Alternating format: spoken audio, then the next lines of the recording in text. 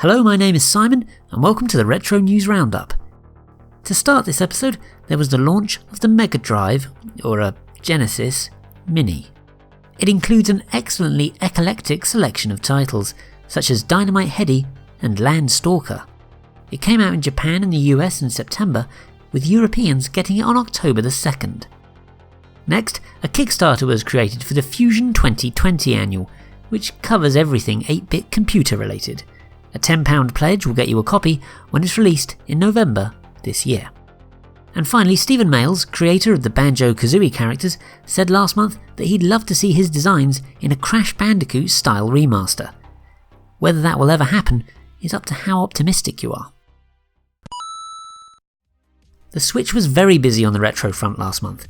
There was a top-to-bottom remaster of The Legend of Zelda Link's Awakening for one, as well as the release of Spyro Reignited Trilogy, Devil May Cry 2 and Dragon Quests 1-3 on the console's eShop. Then there were 3 Arcade Archive titles, Vigilante, Track and Field and Time Tunnel.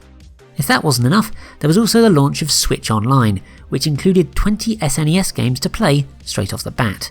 This lot of titles included Super Tennis. I've waited so long.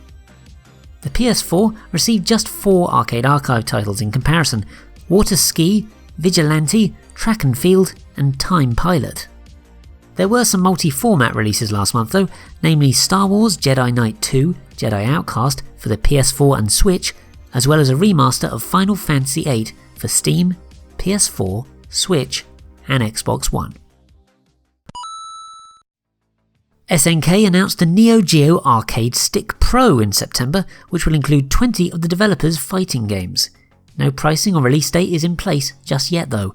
More details on this as soon as I can get them.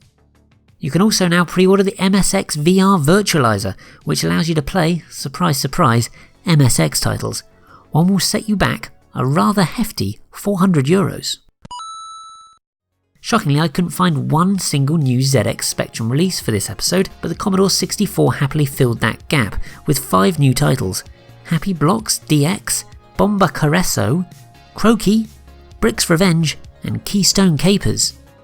The MSX then got a pair of new releases, Veganza as well as Los Amores Des Brunilda. Next, both Train 3 and Adventure Ponies were released onto the Atari XL XE. Then to round off things, Vegetables Deluxe was unearthed on the Amiga, Adventure Park thrilled its way onto the Commodore Plus and 4, Espitianen and Mr. Pimponen marched onto the NES, and finally Assembloids assembled onto the Atari Lynx.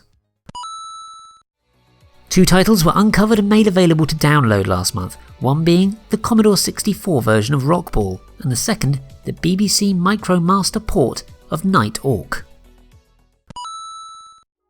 4 English language translations were released last month, 3 for NES games: Popstar Debut, Gunhead The New Battle and Desert Commander. The other title was for the SNES, and its name?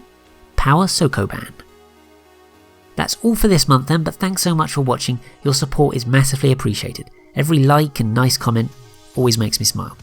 Also, don't forget to like, comment, subscribe and have yourself a great day. I'll see you again very soon.